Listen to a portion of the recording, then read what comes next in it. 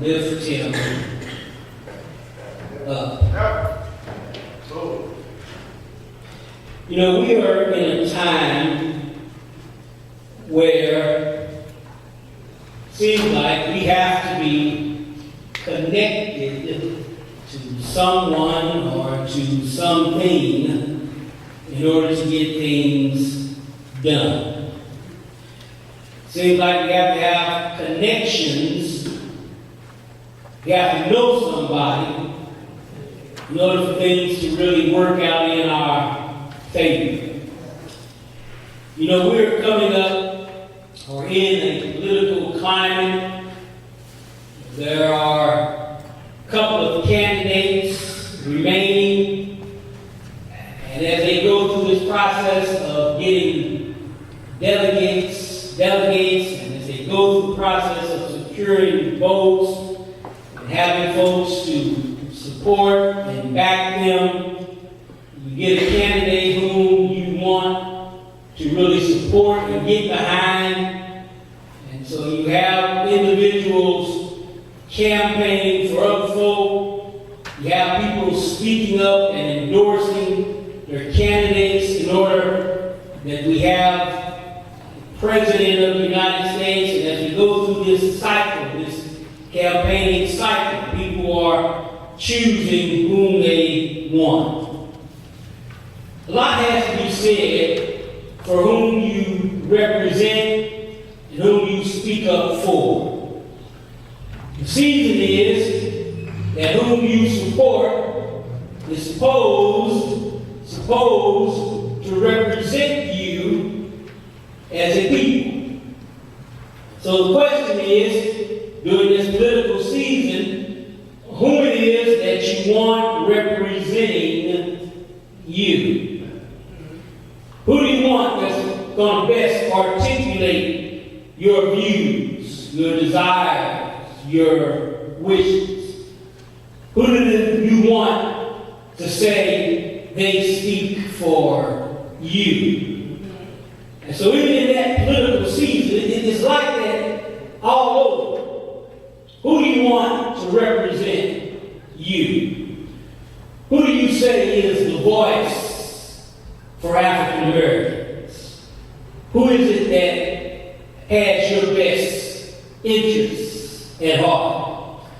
Who is it in the mayor's office that represents you? Who is it that you support? Who is it in your family? Who is the matriarch or patriarch, mom or dad, grandma, grandfather, big mama? Who is it that represents you? I suggest to you that those may be connections that we want and desire to have in our favor. But unless you really have the Lord Jesus representing you.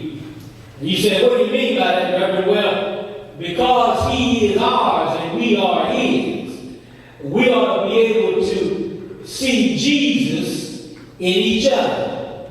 And we're seeing Christ in each other. And that means that in some way, somehow, we ought to be connected and identified with who Jesus really is. By nature of us accepting him, he has declared that we are a peculiar people, a chosen generation. And if you find yourself falling into that assessment, then you ought to realize that if you are his and he is yours, you ought to speak for Jesus. And Jesus ought to speak for you. For it declares that when he was crucified, when he was hanging on the cross, there were those that didn't even acknowledge him, those that didn't even speak for him. And you got to know, it was like that with him, and it's like that with some of us. When we're going through our trials and tribulations, doesn't it seem like sometimes you're all by yourself? That nobody's got your back, that nobody's with you. Where were your boys? Where were your gloves, your crew, your set, your posse, your group? Where were they when you were going through your trial and tribulation?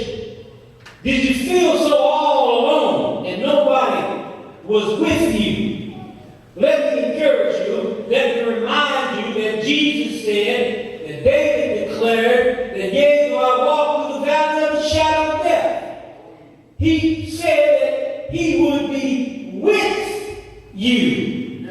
And his rod and staff would comfort you. He said that I'll never leave you nor forsake you. He said that he'll be with us till the end of the age. Let me remind you that in spite of what you and I are going through, God is with us every step of the way. You need to know that in your trial and tribulation, when you feel at your weakest point, when you feel like you can't go on, when there's no hope for the situation, Jesus declared that in your weakness, his strength is made perfect. What does that mean, brother? So that means that even in your trial, even in that time when you feel like giving up, when it don't make no sense to go on no more, the Lord can and will comfort you. He will lift you up, place you in the secret place of his tabernacle. That means that he will be with you. Won't ever leave you alone. Jesus was hanging on the cross, and the Lord had his Father speak to him. And there were those that were standing around, really not fully understanding what was taking place. Some said that it thundered, that the heavens were opening up and there was a lot of noise being made. Some said that it had to be something else. It couldn't be that this was really taking place. Others said they heard a voice and they couldn't explain what it was. And they said that things must have been going so crazy that stuff didn't make sense. You know, that was happening when Jesus was there on the cross. And I've got to remind you there are some things in your life, in my life, that seem crazy, that don't make no sense. And we don't know which way to turn or which direction to go in. But let me remind you that as Jesus was hanging on the cross, he was able to understand and interpret what the Lord was doing at that very moment, what God was allowing to take place. And you need to know there are some things that are happening in your life that you might not understand, that I might not comprehend, but God is working it out for our good. I know that's a hard pill to swallow. You say, I'm going through this hell, I'm going through these trials, I'm going through these tribulations, I'm going through stuff that don't make sense. And preacher, you're trying to tell me that it's going to work out for my good? You must be crazy. That situation is too jacked up, it don't make no sense. But I'm encouraging you to know that although you go through your ups and downs and things might get hard, but God is still with you and God is taking you through it. You're not in it alone, and yes, it will work out for your good. Let me make some sense out of that what seems to be craziness for you. If you're going through something right now, there's a couple of alternatives to the situation. You can find yourself running away from God and hiding and pulling your head up out of the sand when things get better. Or you can find yourself running to him who encourages us to cast our cares on him because he cares for you. You can be encouraged to know that, yeah, you're going to have tribulations in this world, but he said, be of good comfort. He has overcome the world. You know, we said earlier, the NBA playoffs, the Golden State Warriors, the defending champion, looked like they were out of the game the other night. It looked like it was all over. But they had somebody to step up. One of the players in the game found that touch. He found that rhythm. And I believe the record says he hit about 11 3-pointers. And he just kept firing, and things just kept falling. And when you recognize that there's somebody that can take you the last step of the way, you put the ball in his hand. And if Jesus is able to overcome the world, let me encourage you, you got to put it in his hands. What's that song the choir sings? I put it all in his hands.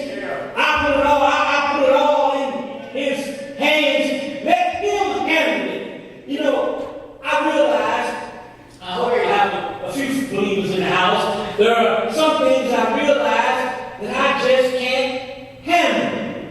There are some things that I recognize that are out of my comprehension level. There are some things that are just not on my radar. But I'm so glad that the Lord is able to look down and pick us up out of any situation that we find ourselves in. Although we walk through the valley of the shadow of death, we're to have no fear because He comforts us. And the great part about it is that it's just a shadow. That reason ain't the real thing. That's really what it looks like. It looks like darkness. It looks like despair. It looks like discomfort. But you need to know that God can look beyond all of that. And He can see a way, as the Bible declares, there's no temptation known unto man that the Lord will not provide a way of escape for.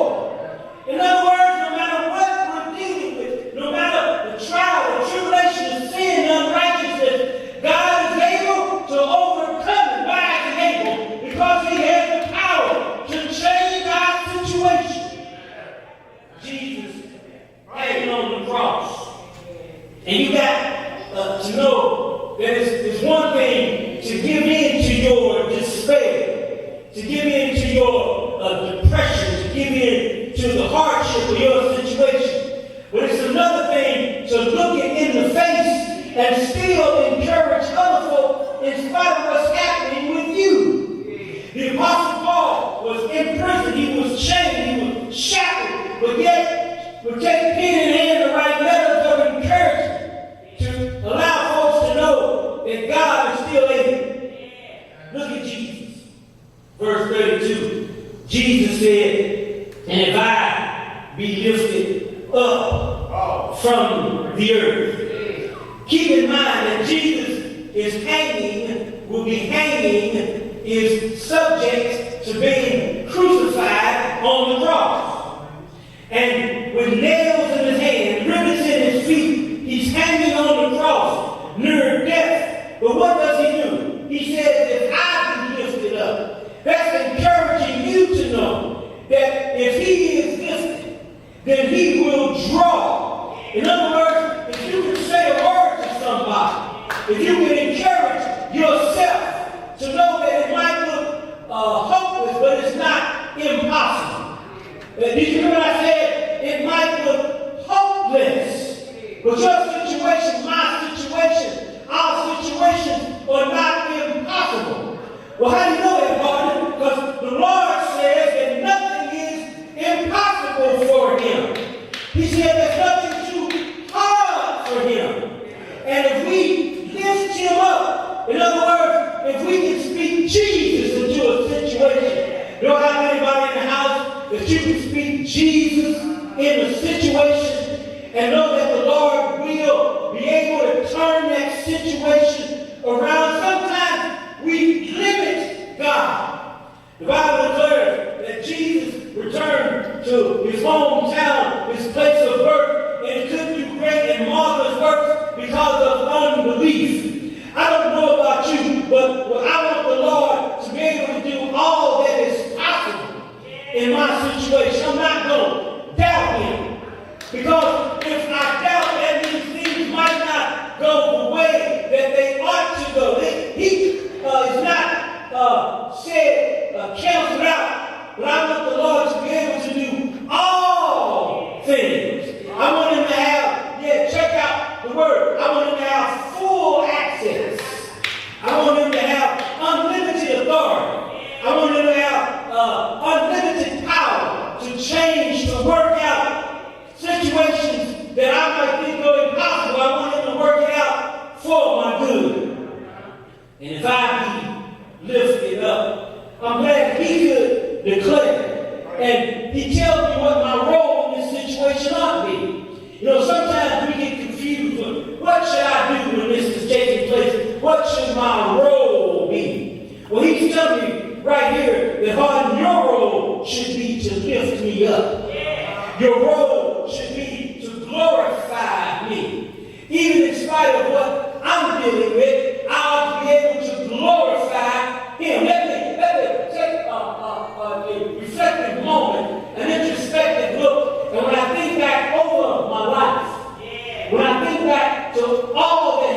done. My soul says, yes, hallelujah. It says, thank you, Jesus. Let me ask you to join me. Take an introspective look, take a reflective moment and think back over your life. What has God done in your life that men said was impossible?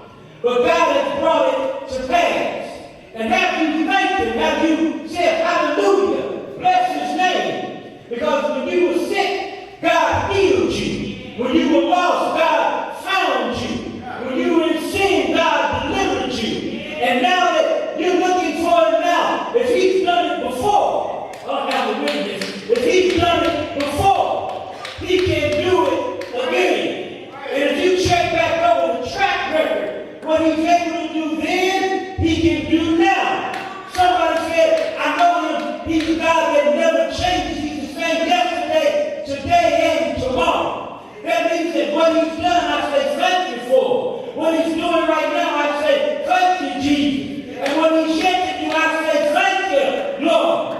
He's a God that is able to accomplish all things. You're going to have a witness. And won't he do it? Won't he work it out? Won't he change it? Won't he make it happen? Won't he do that which men said were impossible? He said my role ought to be to lift him up. And it says I got to lift him up from the earth. You know, there are so many naysayers, so many haters, so many folks that want to say something can't be done. Or you know, you encounter them. You try to give them an encouraging word, and they'll say, yeah, but, you know, when you use that word, but, that conjunction word, what it does is it changes everything. You've heard me say it. Everything that you've already said, it changes it and sets it in a new direction. Oh, yeah, I love my wife and I love my daughter, but, now that means I'm going to just change what I said. Yes, I love the Lord, but it's going to change everything I just said. Let me help out. Weeping may endure for the night, but joy cometh in the morning. When we shift the gear, we're moving it to a different place. And you can change the atmosphere of what's going on. You can change the climate. You can change the environment. You can change the will. You can change the thought process. Because now things are going in a different direction. He says, lift him up from the earth. Paul tells us to be not conformed to this world, to this age, but be ye transformed by the renewing of your mind. And any man be in Christ, he is a new creature. In other words, I can't see it, I can't think about it, I can't feel about it the same way that I used to. When I was in darkness, I thought like in darkness, I act like in darkness. But now that I'm in light, I gotta see some light. I gotta see the other side of what God is able to do. Yeah, when you see the light, you got to know that Jesus is the light. He's the light that guides me out of darkness. He's the light that brings us into a new age. He's the light that allows us to experience the good things that God has in store for us. He says, we'll draw all men unto me. You're probably saying, ain't everybody ain't going to feel the same way about Jesus.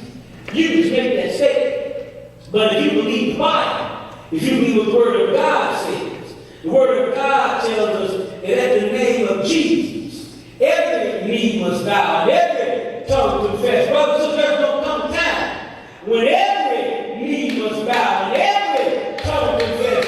And that means every knee. That means knees that don't believe. That means knees that do believe. Knees that are in darkness. Knees that are in light. Every knee must bow and every tongue confess. A tongue confesses, they say they don't know it. They don't like it, but there will come a time that every tongue will confess. And so all men will be drawn unto him. Then he said, signifying what his death what death he should die.